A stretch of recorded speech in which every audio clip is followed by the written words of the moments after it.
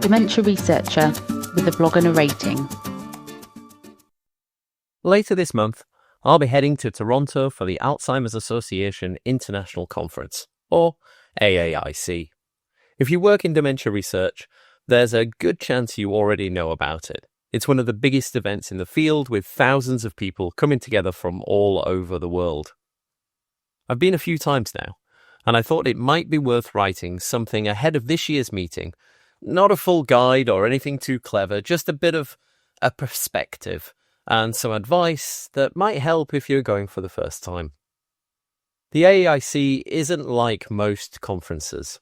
It's big. Really big. Not just in size, but in scope. There are presentations, posters, panels, exhibits, satellite events, networking receptions, you name it, they have it, and it gets bigger every year. Some days it feels like there's more going on than you can keep up with, and on other days you get into the perfect rhythm and find yourself in the right place at the right time. Honestly, just navigating the building and finding the right rooms can be a challenge, although I've come across some great sessions by being in the wrong place at the wrong time, or you could say the right place at the wrong time. The main conference runs over 5 days, but there are 2 extra days of pre-conference sessions if you want to go early. Topics cover everything from molecules and imaging through to care, prevention and policy. It's all in there, and while the science is central, you'll also find career development sessions, public engagement events, and spaces just to meet and talk. It's a lot, but in a good way. It's that variety that I think really sets this conference apart from the rest. You could go to a big plenary in the morning, then wander into a skills workshop or a quiet poster session in the afternoon. And there is space for early career researchers, for clinicians, for industry people, and somehow it all holds together. There's also a certain energy to the week. It's busy. I think I might have already mentioned that more than once. Yes. But also a great reminder about how much is happening across the field. The scale makes you feel part of something. You hear about work you don't know existed, and you see ideas taking shape. If you're lucky, you get to be a part of a few of those conversations too. If this is your first AAIC, a few things might help. I know you'll have heard all this before, but I hope it's a good reminder. Firstly, it's okay to feel a bit lost. Everyone does at first. Just turn up, take a breath, pick something that sounds interesting, and let the rest follow. Next, use the first-timer sessions. There are orientation events and quieter lounges, good places to get your bearings and meet people who are in the same boat.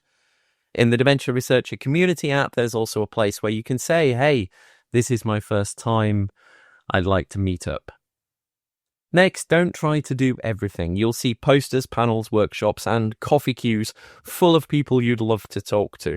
You can't do it all. Just pick what matters, then give yourself permission to skip the rest. Next, talk to people, even if it's just 1 or 2. You're not the only person standing at the edge of a room wondering who to speak to. Start with a question about their work, and that usually does the trick.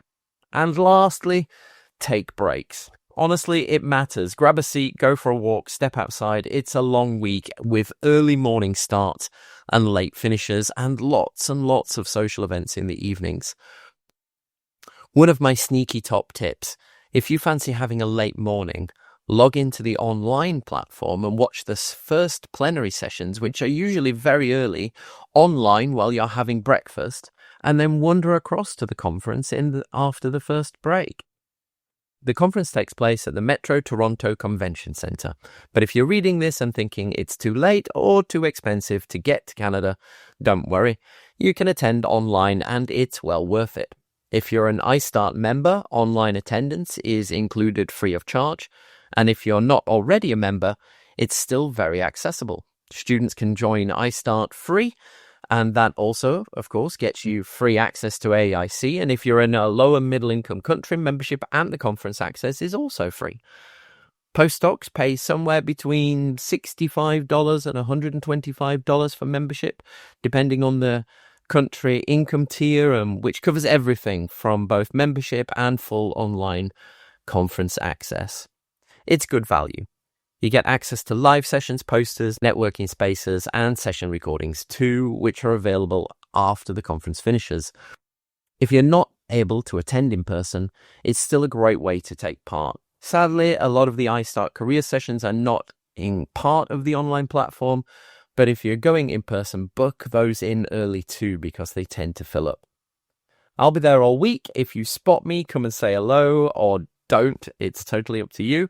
I'm hoping to also feature some of you on the Dementia Researcher YouTube channel through our 60-second spotlight. So if you want to talk about your research or your talk or your poster, grab me. Or if you see me wandering towards you with a microphone and don't want to talk, feel free to run away. P.S. We'll also be recording podcasts all week to share highlights.